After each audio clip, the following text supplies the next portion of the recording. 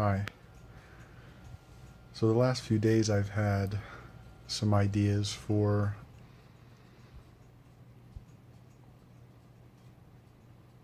capturing the present. Not in any objective sense, but the main way I was thinking about it is there's this author named Miklos Senkouthi, and he did one of his books is called Marginalia on Casanova, and he was inspired to do that by Karl Barth's like explication on some book of the Bible. I can't remember which book it was, but the idea is to go through Casanova and go in depth on more or less every main point, and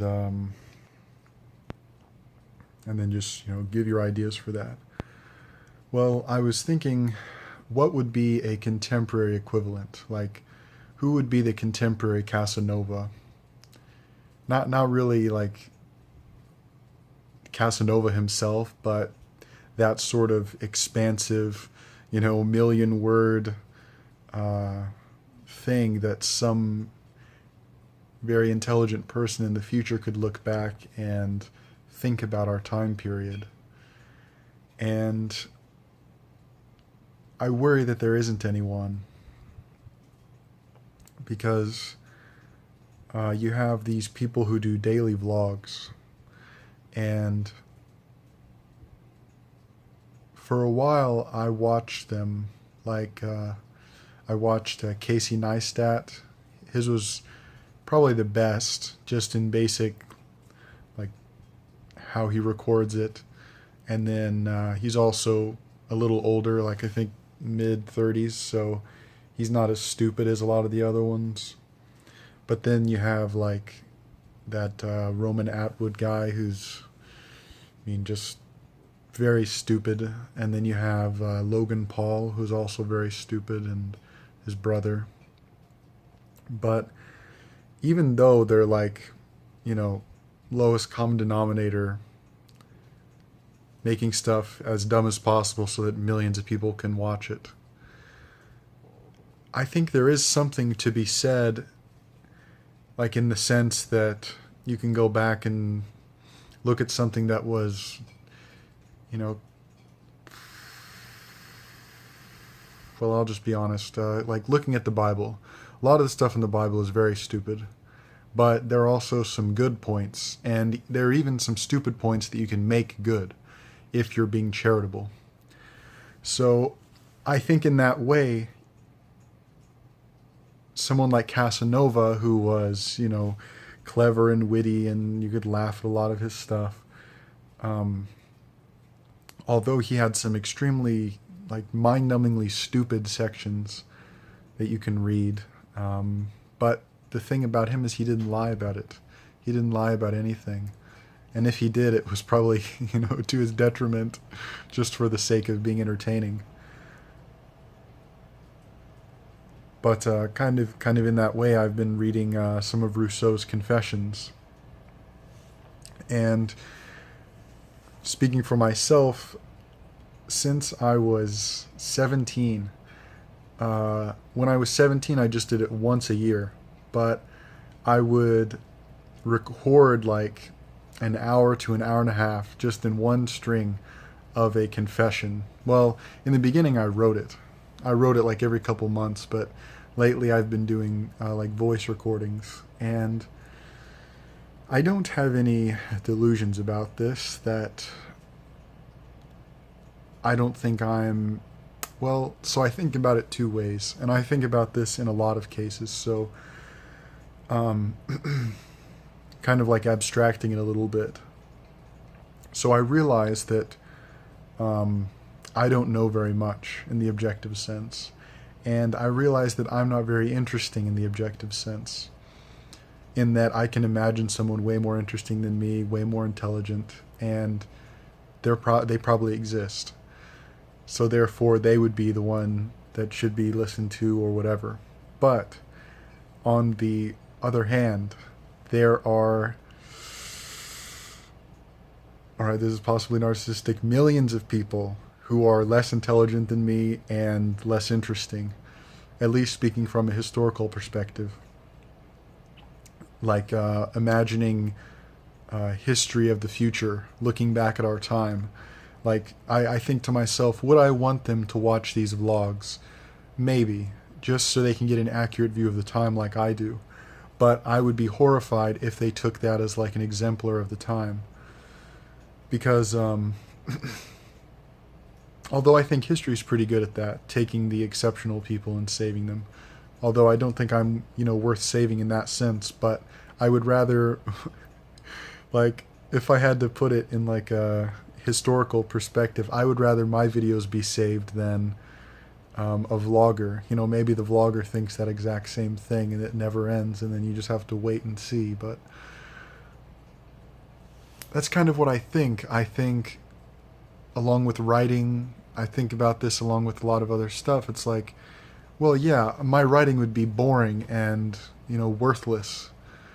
But it would be significantly better than almost all the other writing that's going on now. And that's something that I just cannot reconcile that. So, like, what do I go with? Do I go with the objective truth or like the realistic practical truth? The objective truth is, my thoughts aren't worth preserving.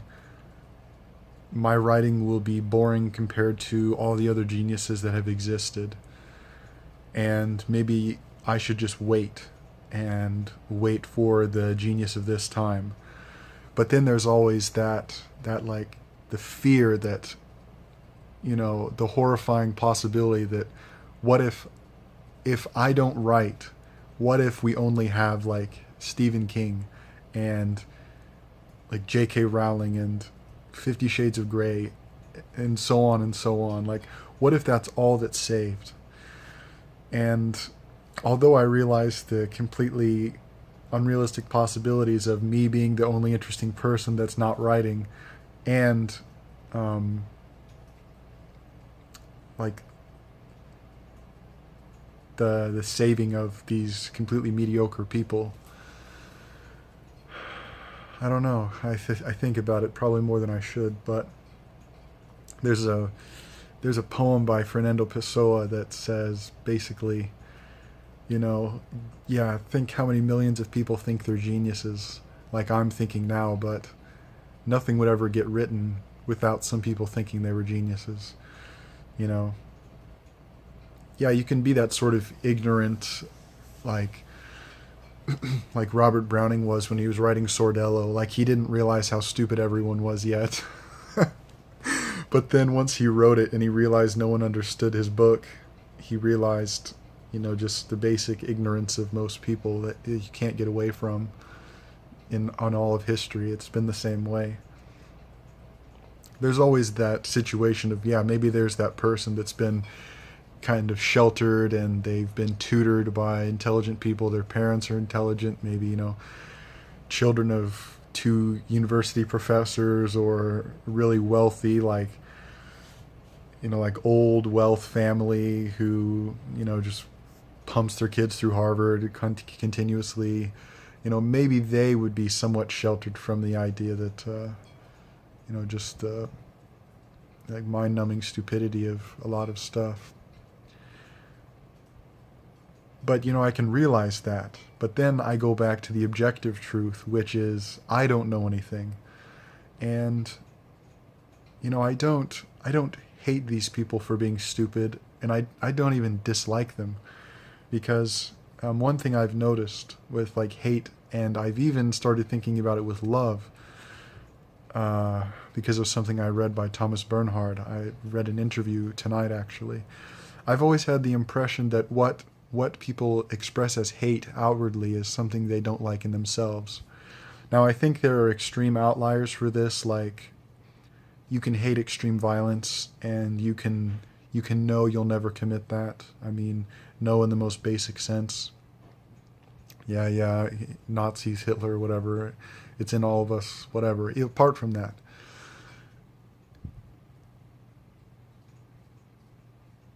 you can know that you'll never do this thing or that, and yet you can hate it in another person. But I think in most daily examples of hate, like you're hating something that you see in yourself that is like reflected to you through other people, and that's what makes it particularly like disgusting or something you can't countenance.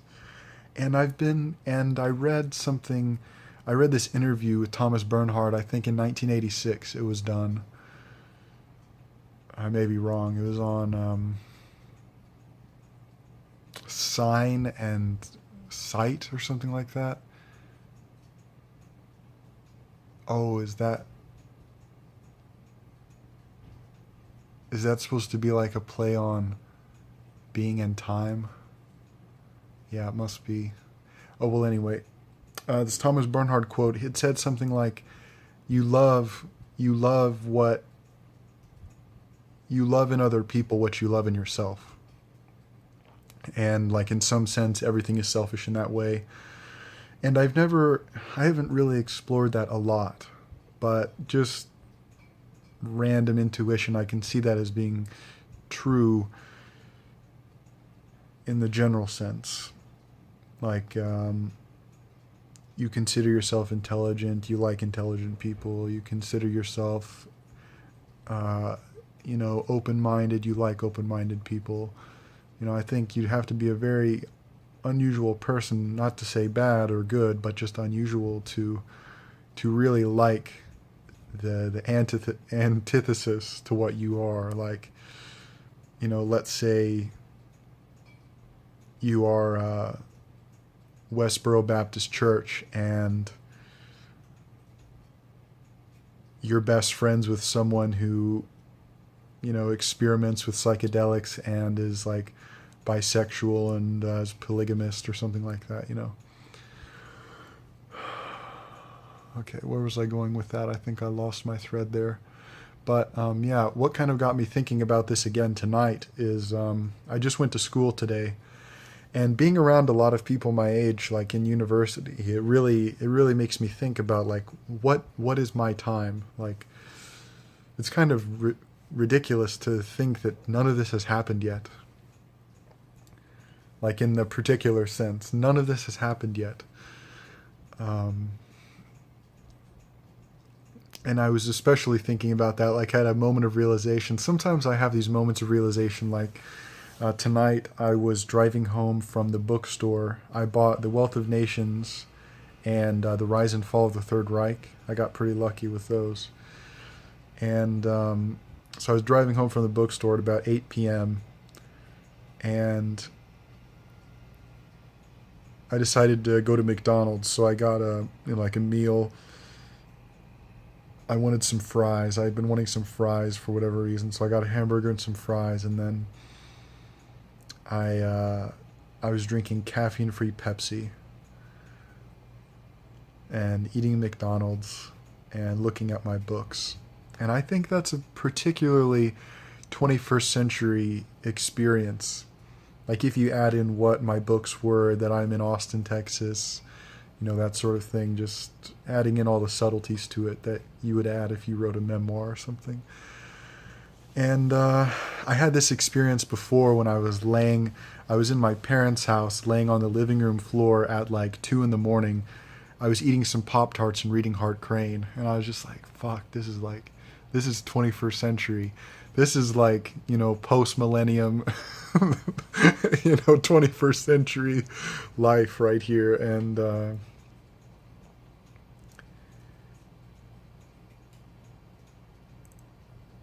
I've loved reading memoirs and autobiographies for the longest time, and I've always had this fantasy, like for like probably almost 10 years now, that of course is impossible. It's like one of those Borgesian, something out of Borges, that you would imagine a book where every person on earth gets a page, and they can do whatever they want to that page.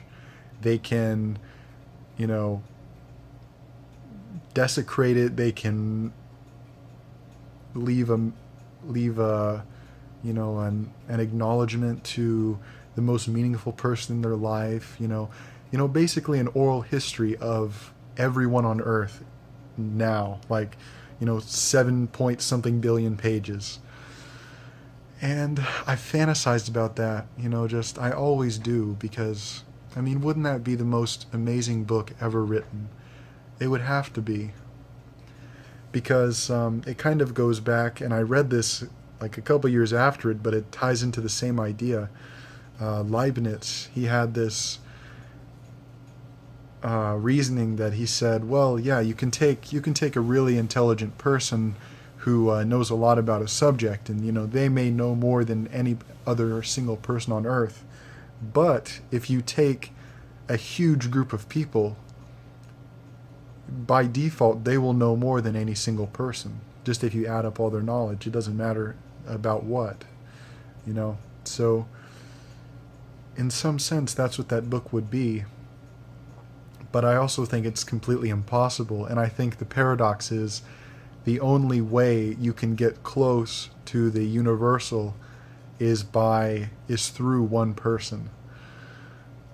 And maybe this is like kind of like sentimental or romantic, but some massive book like Casanova, or like probably Senkuthi. I think he wrote tons of diaries that haven't been even published in Hungarian yet, and I hope they get published in my lifetime. But someone like Joyce or Marcel Proust, Robert Musil. I've really been appreciating long books, because I think with a short book it's easier to lie. I think with a short book it's easier to lie, and with a long book it gets very difficult to lie, and because I think in some sense you have to be more specific with a long book. Although I think a lot of times people take long books as more vague.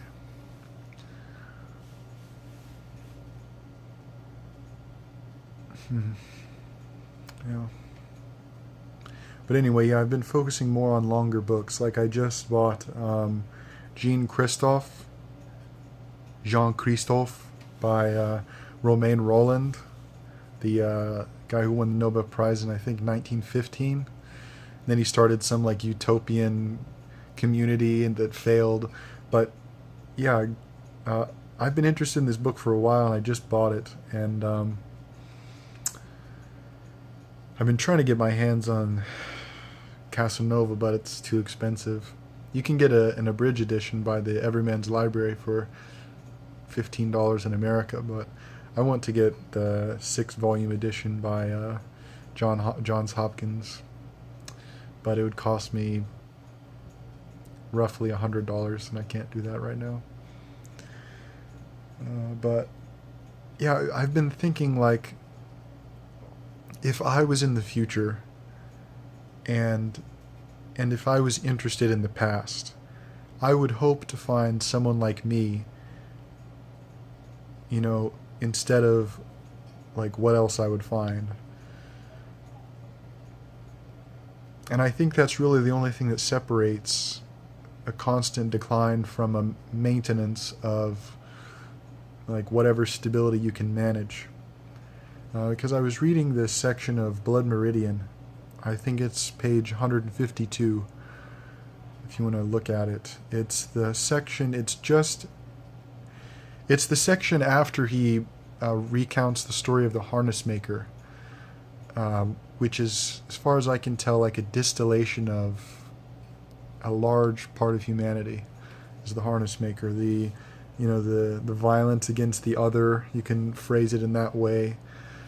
He also talks about the premature death of the father and how that can affect the child, and you can trivialize it with Freudianisms, but I think that cheapens it. But he later goes on to talk about the Anasazi, who are it was a group of ancient Native Americans that flourished from like 800 to 1150 AD. And that's where the Mesa Verde comes from, that set of ruins in a cliff face. in southern Colorado that I've wanted to visit for 5 years, but I don't want to drive 20 hours just for that. But yeah, the Anasazi, he mentions that these ancients are gone, and the people living in that area can only hear the laughter of the ancients. And that laughter is the laughter of, like, it's an absurd laughter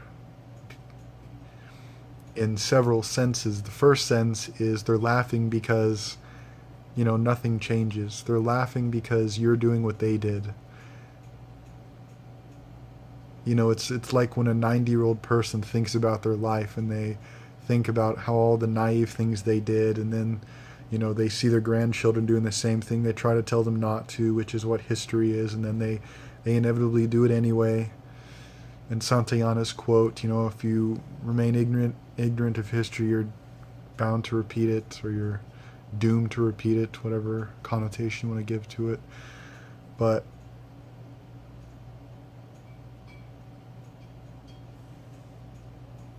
yeah. And then, basically the idea of that passage after the harness maker is that nothing changes. If the Anasazi are completely gone, and it was only 600 years ago, yeah, because we're global, we may have minimized the possibility of our culture being completely annihilated and lost forever. Because it's most likely now that we're all in it together. It's either we continue to make it, or we're all totally screwed and culture is gone. And I think that's likely. I did recently watch this interesting podcast, the Relentless Picnic. It has 3 guys talking, and it's my favorite podcast. I recommend it to anyone who likes podcasts. It's very thoughtful. And their most recent one, called Ragnarok, it was about these preppers, these doomsday preppers. And when I was 17 and 18, I was really into this prepper stuff. I never really got into it because, of course, it's ridiculous. It's all based on some sort of like vile wish fulfillment.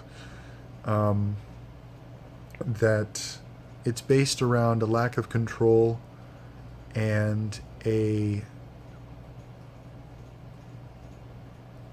kind of like a necessary lack of control in life, and let's see, well, you could say removal, but that's kind of tied into the lack of control. Because if you're in the middle of something, you feel like you're in control even if you aren't. Like in a car as opposed to an airplane. Not many people are afraid of driving in cars because they're close to everything. They feel like they're in control, but they have a much higher chance of dying.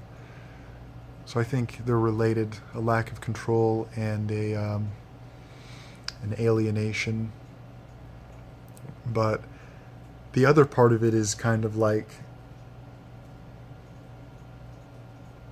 if everything was destroyed, then I would have a chance, or something like that. Even though, both are kind of ridiculous assumptions to make. Well, having no control is a very good assumption to make, but it shouldn't lead you into like some sort of apocalyptic feeling, which I think I gather that early Christianity was very much in that range, and I think it continues to be to a large extent. Waiting for heaven. I just can't wait till God kills everybody, and then all the people who believed in Him, have perfect lives for eternity. It's very primitive. And I in this sense, I don't use primitive as a derogatory term, but it is extremely primitive. It's the ghost dance and the Wounded Knee massacre. It's the complete annihilation of culture, and then this ghost dance. There's something to it. There's something like basic in humanity that keeps dredging that up, and that ties into the complete unchangeability of humanity.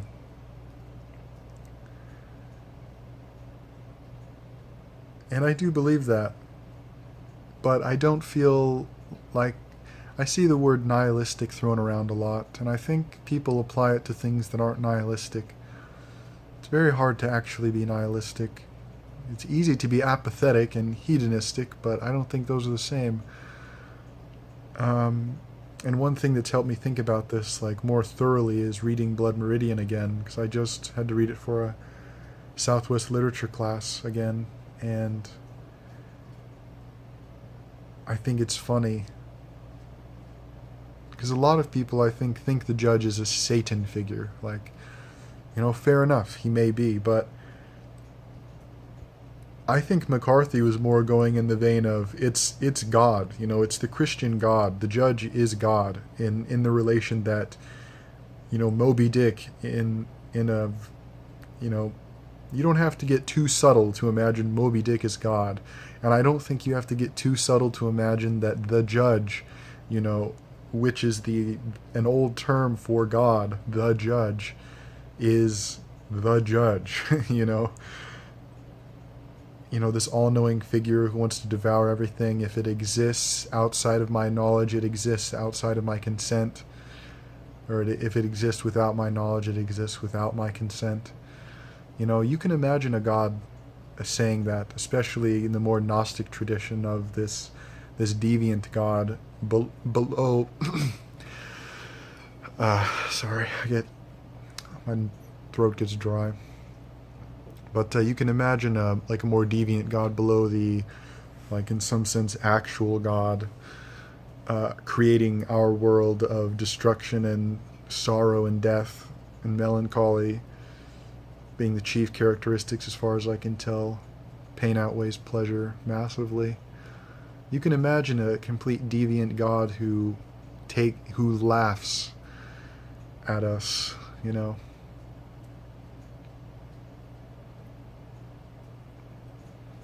That's another interesting connection. I didn't think about that before. That Robinson Jeffers poem I read, An Artist, which is related to McCarthy. He talks about, in that poem, the sculptor says that his sculptures will stop the god's laughter for it implies a brief moment of time. It'll stop the god's laughter. That's very interesting. Maybe that's what you can hope the best art will do, will stop God's laughter.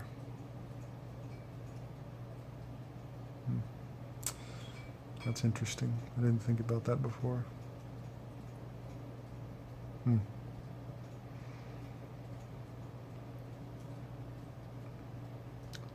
But yeah, I think reading Rousseau's Confessions and Casanova and things, these people who are in their 50s, 60s, I can't get close to them. I can't even get in the same, room, and I don't imagine I am, as far as freedom of truth. I would say yeah, I'm not sure exactly, but I would say I hide a decent amount of myself just by default. With anyone, maybe apart from my brother and my best friend, which I think everyone does that. Some people do it more than others. I've always admired people who don't. But I think it's much easier to be more truthful or open with truth when you're older, like Rousseau's Confessions or Casanova, or, who else? I don't know, even McCarthy, in Suttree, he gets extremely personal. And it took him 20 years to write, so I think there's something to it. And The Man Without Qualities, Proust, Proust, as far as I can tell, is the 20th century Casanova in that he wrote about everything, and, Proust is in some sense the early 20th century. And I was amazed that I watched this 16-minute talk by Victor Davis Hanson, who's a very good historian, but I think he has some pretty stupid politics. He probably thinks I'm not a historian and have stupid politics, so, whatever. But he did a 16-minute video kind of enticing people to buy his most recent book, The Second World Wars, talking about World War II. And he has a very good knowledge about it, and it made me, that's why I bought the Rise and Fall of the Third Reich, and I also got A World at Arms. I haven't ordered it yet, but I want to order it off Amazon. It's a large book by Weinberg. It's basically a textbook, a global history of World War II. And the main thing that got me back into World War II, because I have compared to the average person, I have an extremely in-depth knowledge of World War II, but compared to an actual historian, it's very spotty. And I think it's very meaningful that the worst time in history by almost any metric was, 70 years ago? Yeah, just ended about 70 years ago. A little over 70 it began. And people don't realize that. I think hardly anyone my age realizes that. And I think it's also dangerous to go too far with that knowledge. I think there's a tendency of people my age who realize that go too far. They become crazy, reactionary, they become, some sort of weird, hyper-political something. But I think that may be somewhat of a caricature also. Making myself want to feel special or something. But yeah, I was realizing that, oh wow, all these people were born at the same time when all my favorite artists were born. Like Hitler was 1889, Mussolini 1883, Stalin 1878. And I was like, damn, I know a lot about people born during that time. Well, the exceptional people. I honestly have not looked at many oral histories of the time, but I know a lot about the exceptional artists, like classical composers, novelists, poets, philosophers. I know a lot about them. And I think that wouldn't...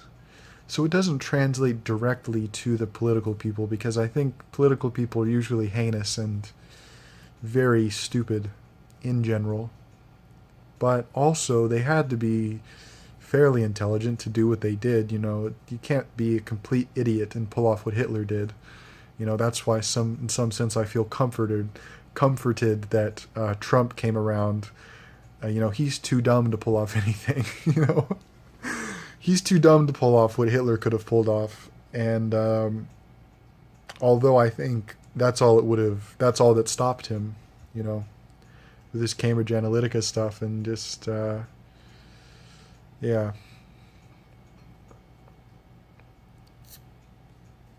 But I was thinking well, what do I actually know about that time period?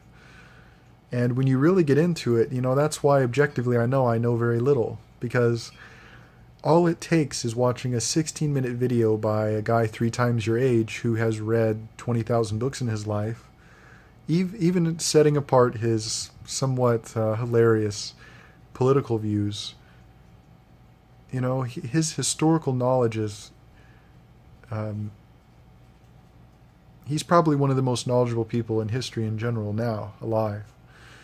He's a classical scholar like Greeks and Romans, and he knows probably more than almost anyone about World War II. So, I do appreciate it a lot.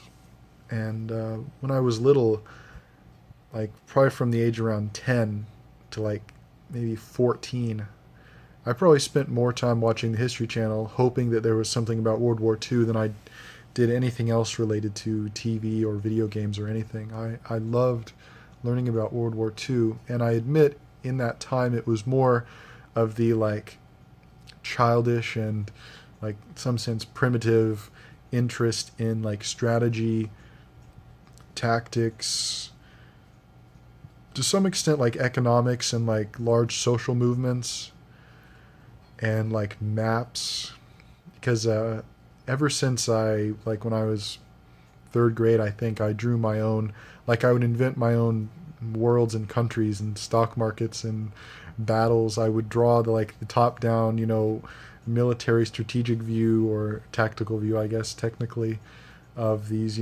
squares of 1,000 people and make them fight each other, and that would affect the border lines on the map, and I would imagine individual people. So I think in some sense that did prepare me, not consciously, but to be able to appreciate complexity, like as in whether I want to write novels or do something with history or, whatever. I think for whatever reason I was inclined to invent complex things. I don't think that necessarily matters that much at all, but it's meaningful to me, whether or not it is for anyone else.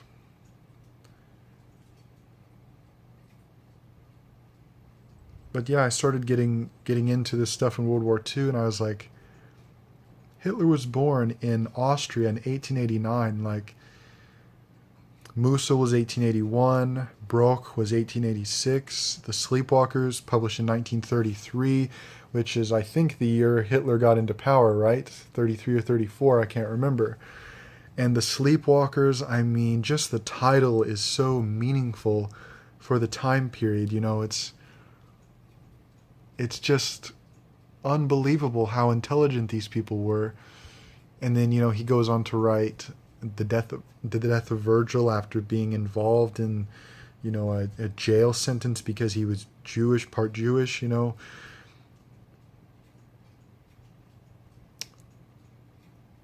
then I've also been wanting to read Ernst Cassirer. I don't know how to say his last name. He was a contemporary of Heidegger, and he was a neo-Kantian. I think his school was called with Hermann Cohen, I think. But yeah, he wrote a 3-volume work published in English in 1955. That was an interesting year, 1955. I'm starting... You know how people always say, like, 1922 was the year of modernism. I could do something about 1955. I've been noticing a lot of stuff happening in 1955. But, yeah, that was a digression. But, so, Ernst Cassirer,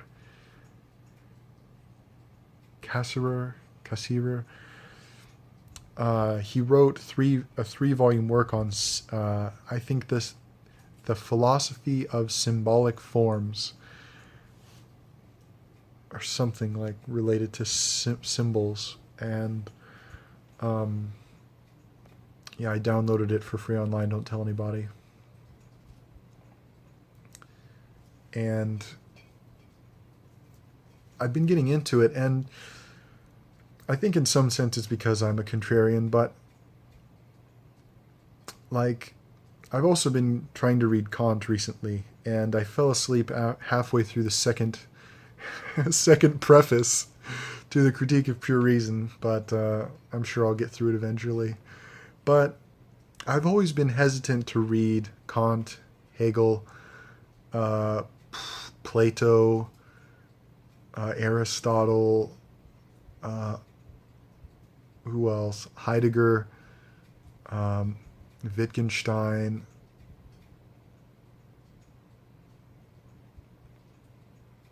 I mean, even people like Descartes,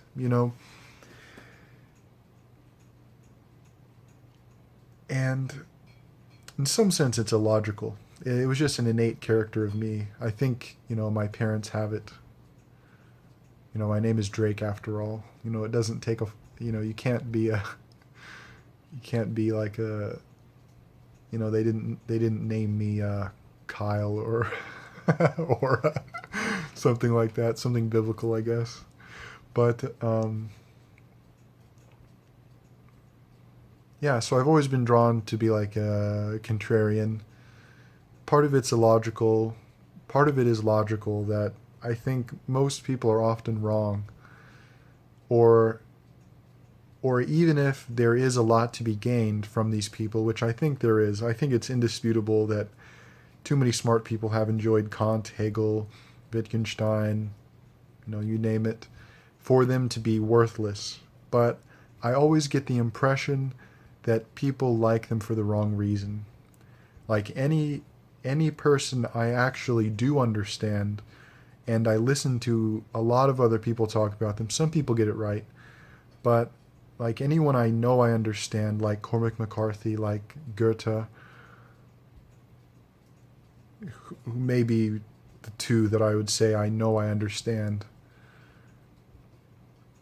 When I hear people talk about them, they completely miss the point. And there's not one point, but they miss it. Nonetheless, they miss it. And I see this so much, and it just baffles me. And so that must be the case with everyone else. You know, like I read in, I think it was in Fear and Trembling, that Kierkegaard talked about Hegel. He was talking about Hegel. He was saying, you know, I've read Hegel enough that if there's something in Hegel that I don't understand, it's his fault that I don't understand it. But he also made a mention that how people just unbelievably misinterpret what he wrote. And I get this impression so much. So in some sense, I don't want to be that person who, oh, Kant is popular, let me read Kant, and let me misinterpret it like everyone else, you know? So if I read something, I would like it to be the last consideration that it's popular, because I've noticed, oh, let me jump on the bandwagon and misunderstand it like everyone else. I would be horrified with myself, you know, if I did that. And I've done it in the past. And I've tried to correct it as much as possible. It happened with Moby Dick, actually. And I subsequently read The Confidence Man, which I feel I understand very well. I feel I understand it more than Harold Bloom, at least, who has a very stupid opinion about The Confidence Man. But I did misunderstand Moby Dick, and partially because I read it too early. And I read it too early because it's popular.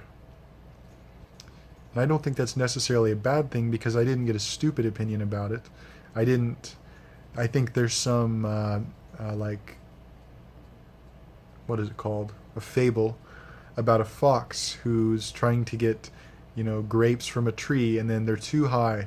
So he says, oh, those grapes must taste bad anyway, you know. I think that happens a lot, and I don't let that happen to myself, I know that. But, I don't want that to happen to me. Like, like I try to read Kant, I don't think I understand it. For whatever reason, I don't think, I feel like I think philosophically, but I don't think philosophically. I don't think in the way that I want to redefine every term on earth and then shuffle them around until they fit like a puzzle in my head. I don't think that's how it works. But that's what a lot of philosophy is. And that's pretty obvious. Like, it doesn't take a genius to see that. So maybe I'm just like, but yeah, I think this has gone on for a while, so I guess I'll end it here, halfway through. But yeah, hopefully you enjoyed this. If you're watching this in 100 years, you have my condolences. All right, death is a gang, boss.